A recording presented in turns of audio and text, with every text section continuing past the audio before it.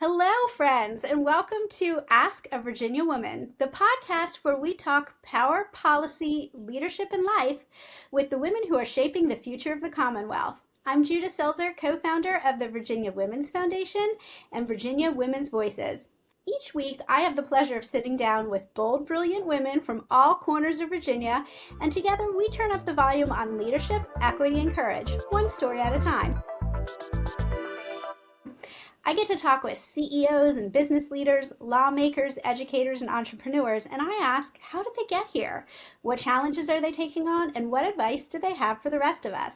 This week on Ask a Virginia Woman, I'm thrilled to be joined by Daphne Wotherspoon. Daphne's the Director of Sales for U.S. Markets in the Capital Region at Akkodis, which is a global leader in digital transformation, technology modernization, and staffing. With more than 20 years in technology consulting and another decade in talent acquisition, Daphne has helped her clients really strategically align people, processes, technology, all the things to drive results. But beyond the boardroom, Daphne is truly a force in the local tech community.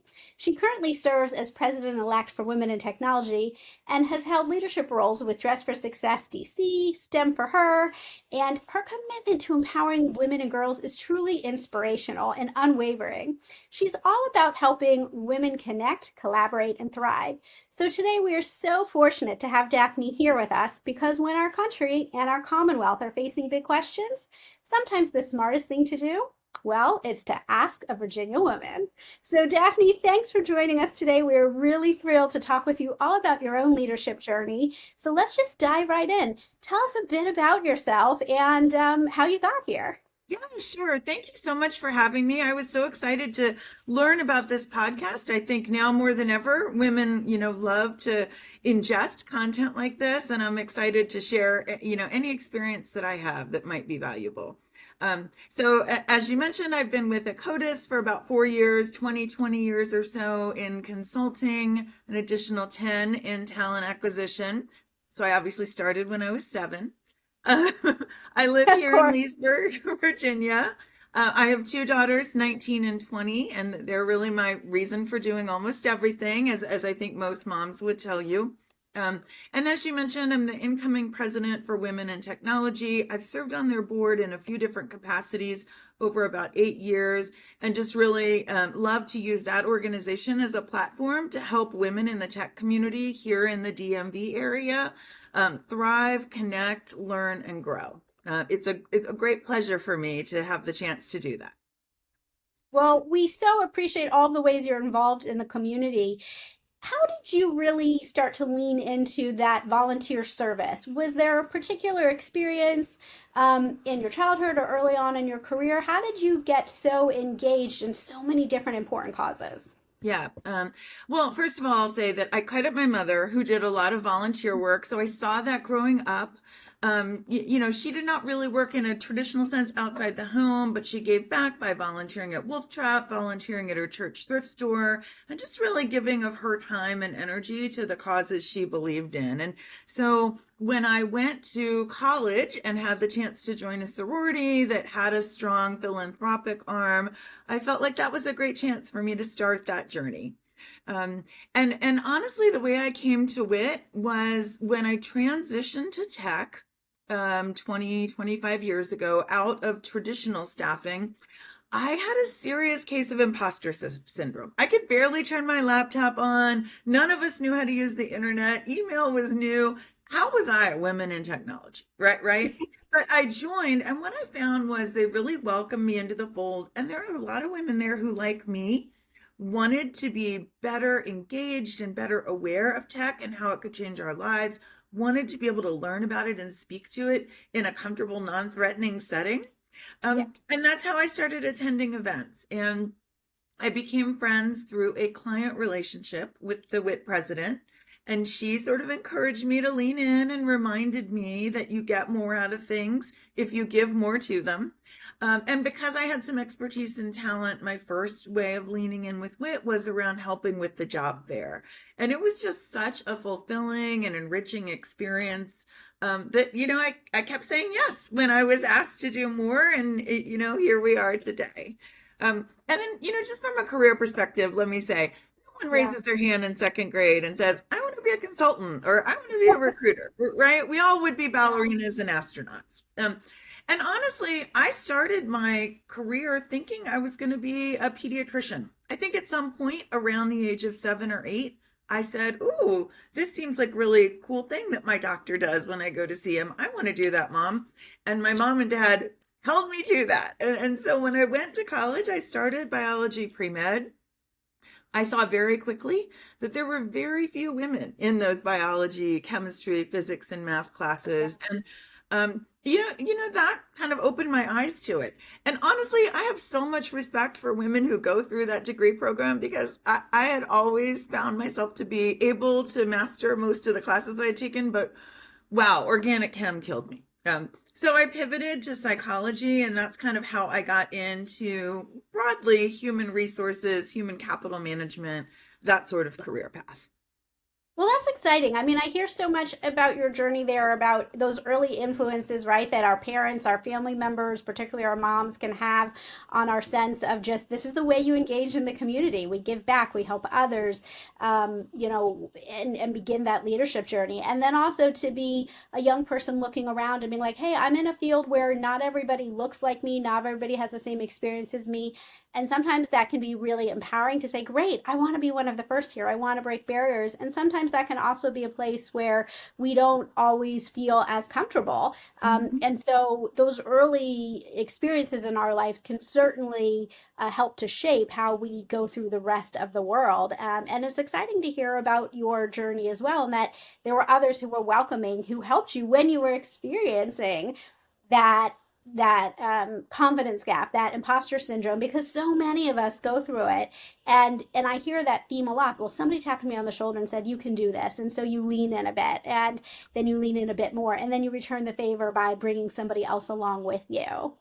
Yeah, it's so important. And if there's one takeaway that I hope our audience gets from this today, it's really that there is nothing more important to thriving in your life, in your career, in whatever your journey is, than to finding mentors, sponsors, advocates, people that can help you. The most valuable thing that I did was find a few women in different walks of life who had climbed the ladder and were willing to throw down the rope, right? And help Yeah. me and others like me also ascend the ladder.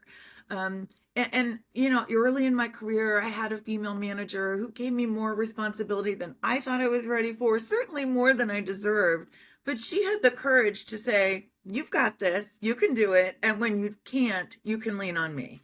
And so I've really taken that forward and tried to embrace that philosophy with people that I've mentored and managed, and even with my role at Women in Technology, when I thought, how can I possibly be president of WIT? I'm not even an engineer. And I used that confidence to kind of inspire me and help me build this role for myself.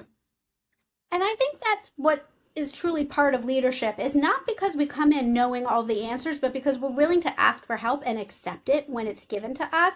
And then the same to others. It's not about doubting them. It's about actually having tremendous faith in them to say, hey, I want to support you. I want to make sure that you can do well in this. And so I'm here to support you and help you along the way. And that's something I think that women in particular, we are really good at being this community for one another. And I heard you when you were talking about this say two key words: mentorship and sponsorship. And I think those often get confused. They're in the same family, but they are Yeah. distinct roles. Can you talk with our audience a little bit about your experience with mentorship and sponsorship and what you see as the symmetry between these, and also just the benefit of them, and how they're distinct? Yeah, absolutely. And you're right. They can be the same person, but they are not Yeah. necessarily. And I think it's really vital to have both. So to me, a mentor is someone who can coach and guide you and give you kind of confidential advice, support you when you're making big decisions in life.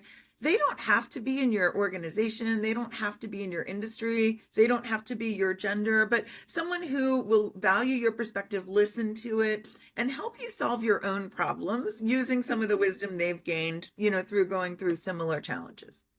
To me, that differs from a sponsor because for me, a sponsor is someone in your organization, whether it's a Yeah. nonprofit organization or a school or a company that you work with or work team, who has more political capital than you, probably more power and a bigger title than you, but who believes in you and is willing to help amplify your voice and your perspective and give you credit for it to ensure that you gain visibility. And to me, I've been so fortunate to find both in my life, and they've been really impactful. Advice do you have for folks who feel like they haven't quite figured that out yet? They haven't been able to form that right mentorship relationship. They definitely haven't found a sponsor. It's not as simple as just walking into a room and saying, "Hey, I need a sponsor. Who wants to sponsor me?" Right? I mean, for some folks, this happens so organically and just naturally, but for others, they really got to figure it out. What advice do you have for folks really at any stage of their career when they're trying to figure this out because they know they need some help, but they're not quite sure how to go about it? Yep. Great question. So, when I look back at things that I've accomplished, oftentimes I think, oh, I was just in the right place at the right time and talking to the right people. But you know what? If you are in a lot of places a lot of the time, you are way more likely to be in the right place at the right time, right? So, I guess what I would say from that is, especially for mentors, be willing to engage, be willing to reach out, use social media to connect with leaders in your industry, ask for a 5-minute informational interview, ask to, buy them coffee, join a group like Women in Technology or some other community organization that you respect and that speaks to you. And through that, ask women for help. What I will, and men as well, right? Yeah. What I found is that whether it's in sales or coaching or mothering or work, people want to help you. They want to share their advice. They want to know that you respect them for what they have to share. And so if you approach it in that way, I have very rarely been turned down. And through building a lot of those connections and learning from a lot of people, you'll find some that you really connect with. And you can either formally or informally ask them to be a mentor. There's also a lot of great mentor protege programs out there. Not to pitch WIT too much, but we have one that's thriving. I Yeah. think it's in its 55th session this year. So strongly encourage you if you're looking for mentors and ways to connect with people that might be able to give you guidance, explore what avenues like that might be available to you in your industry, your community, your organization. The sponsor piece Really, is a oh, sorry, little go ahead. harder. Oh, I'm so sorry. I'm so sorry. The No, go sponsor ahead. piece is a little harder because Yeah. that's within your organization. And so there, I would just say, really keep your eyes and ears open for who in meetings is Mhm. asking for your perspective. Or if they're not asking for your perspective, if they're leaning in and asking for someone else to speak up, because that signals that they are willing to be in that role. And then, Yeah. again, go to that person, ask for guidance, ask for help, share with them what your career goals are. Not everyone will help you, but if you continue to do that, volunteer for task forces or committees or outside work, you will gain some visibility and ultimately find a sponsor. And again, I think I've been in the right place at the right time, but that's by putting myself in a lot of places a lot of the time. So. Yeah, I mean, it makes a lot of sense what you're saying is that I'm hearing some clear advice, right? It's you have to, in some ways, really be proactive, right? You can't sit alone quietly in a cubicle and just expect your fairy godmother to show up and magically say, "Hey, I'm going to sponsor you," and help your career move forward. You have to show up. You have to raise your hand, sign up for those committees, those extra projects, join programs and associations outside of your workplace, and be brave, maybe before you even feel ready to be brave. Just because something scares us doesn't mean we don't do it. You got to show up. And it's very, I hear you also talking about this is very relationship driven. It's not transactional, right? This sending an email, "Hey, I need a mentor, will you be it?" Not quite how it works. It's more of show up at these different meetings, be a great colleague, be a hard worker, volunteer for community programs, and you will then, as you've described, be in the right place at the right time and get noticed. And then it also feels more organic because when you're saying, "Hey, I've been watching you. You really are doing this amazing thing. I'd love to learn more about how you got there. Can we talk a bit about it?" It's just a more, it feels like, hey, I'm in the right place at the right time. But no, these were very strategic and smart decisions to show up in the world and look for new experiences and, lend a helping hand. And then you tend to find those mentors and potentially those sponsors who are going to help you on your own career journey. For sure. For sure. Yep. Well, and I know not everything works out as easily as we're making it sound. Sometimes, our leadership journey is really thwarted by a setback, by some failure in some way. Gaining resilience and grow through setbacks is some of the most profound ways that leaders tend to grow.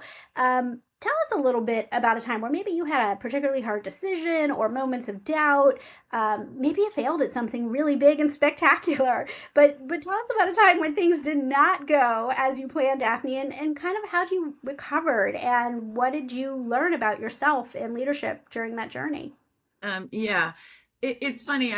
When we were talking about this Yeah. podcast and I thought about that question, I feel so often that I was like, which example do I pick? Not, Yeah. oh, let me come up with one. I mean, I really believe that if you're not failing, then you're not taking enough risks, right? Yeah. And you Great have point. to be willing to not succeed at something the first time you try and to learn from it and to try new things. And I think the importance is of being a good leader, a good employee, a good volunteer is not being afraid of failing, but kind of welcoming it and understanding that it's just an opportunity to grow and develop. And the key is really acknowledging failure early so that you Yeah. can course correct, right? Yeah. Um, and in my own life, I will say two examples.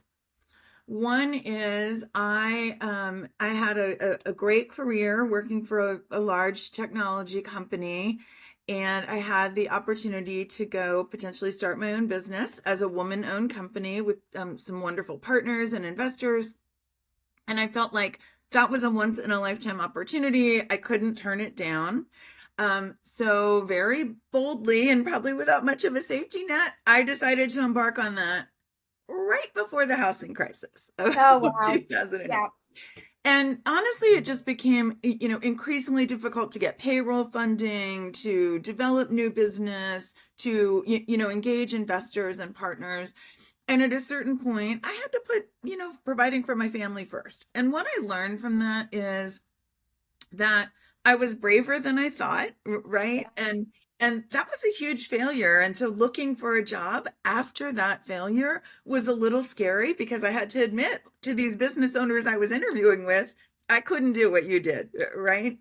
But kind of coming to that realization, what my strengths were, what my weaknesses were, and how I could learn from that experience and what I would apply to it in a larger organization where I had the benefit of resources, infrastructure, financial backing, was really powerful for me. So, I hope that I allowed to not let that setback set me back too far. Yeah, I mean, it sounds like it actually really propelled you to be even more of an asset in the next company you were going into because you understood what it takes to really be that entrepreneur, to really have the buck stop with you. And that actually makes you a phenomenal colleague. And it gives you a sense of understanding of what others are going through. And that bravery isn't to be underestimated, right? Just because something doesn't work out exactly how we saw doesn't mean we didn't learn great stuff from it and have some successes. And you just kind of pull that with you into the next experience and the next adventure. Yeah, it was a powerful experience. And I ended up, yeah, after a couple of brief stints working at my next employer for 9 years. And Yeah. during that time, that went from a very small entrepreneurial company where I sat 100 feet from the CEO to, again, a large private equity owned kind of national firm. And I think that the experience really gave me such tremendous respect for the entrepreneur that started that Yeah. company and helped me also have a better understanding of the jobs that I was less familiar with that it takes to run an organization. The accounting, the contracts management, all the things that maybe in my life I might have seen as the sales prevention offices. I now understood how vital those were, right? To running a successful compliant organization because I had to do those parts of the job when I was trying to start my own organization. And I realized how hard they were, how vital they were, and how much more respect I could have for the colleagues that were doing the hard work. So I think that made me a better employee in the long run. Yeah, it definitely sounds like it. Well, and it sounds like all of this work too is incredibly fast paced. I mean, technology, sales, business, all of this is moving, it feels like at warp speed. How do you stay grounded in your values and as a mentor and as a leader while all of this change and innovation is happening so quickly in our own lives, in the world around us every day? I think that what's most important, business cycles are moving ever faster, technology is moving faster. I feel like our kids are growing up Yeah, faster. The pace of the world is heightened for sure. Um, and I think for me, what's really important is just knowing my kind of grounding principles, knowing what's mhm, important to me, which is, providing for my family, making sure that I'm someone my daughters can, look up to and trust, making sure that I'm someone my colleagues can trust and that my leadership can rely on. If you really hold true to those things, it's much easier, I think, to navigate business cycles, which let's face it, they go up, they go down, they speed yeah. up, they slow down, right?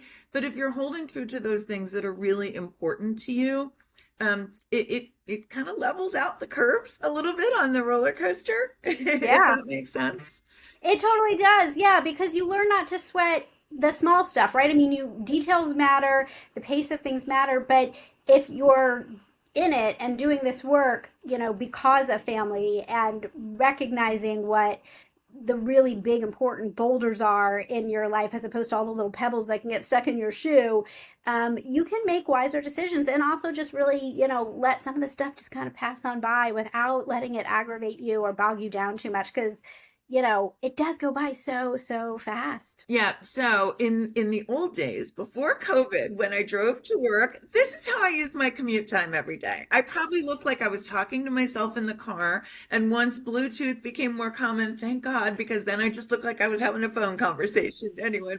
But I would literally rehearse like what I needed to do that day, what I needed to say, think about what had gone differently. Why do you feel it's especially important right now in Virginia and across the Commonwealth to see more women leaning into leadership and making sure their voices are being heard? Why do you volunteer in all of these different spaces that are really about lifting up women's voices? Yeah, it's so important that we give women a voice in the workforce, in tech and in other sectors. It's about creating economic empowerment for women because we're in a generation where, women need to fend for themselves. We need a larger workforce. We need to tap into every segment of that workforce we can to continue to drive innovation over the next several decades. And so if we're only looking at, the traditional folks who went into tech and leadership and engineering positions, we will never mine enough talent to succeed in a global economy, right? And so anything that we can do to create pathways and build the comfort level for more Yeah, women, more minorities, more underserved populations, helps boost the general talent that's available. And that's what, all my clients and all I the think so. nonprofits Yeah. I work with kind of need and work towards in one way or another. And anything we can do to make them feel more included in our organizations is beneficial. One, I think that there's a lot of political disagreement, but I don't think anybody would say, I want everyone's life around me to be worse and mine to be better, right? We might have different perspectives about how to make everyone's lives better, but I have to Yeah. believe that ultimately that's what everyone wants. And so when I try to engage support or use a platform, I try to come at it from that perspective and not alienate, anyone on any side of that political spectrum. So, another takeaway for the audience is find an organization whose mission is really meaningful to you and get involved. You will get so much more out of it. And it's, an incredible way to give back, but also for self-growth. And here at Ask a Virginia Woman, we'll keep spotlighting the Yeah. stories that move us toward a more inclusive, resilient world. So if you want more stories like this, follow us on social media at VA Women and visit our websites, vawomen.org and vawomensvoices.org to get involved, nominate a guest, or support the show. So until next time, please stay bold, stay curious, and remember, when in doubt, all you have to do is ask a Virginia woman. So thanks again, Daphne, and we hope everybody has a fantastic day.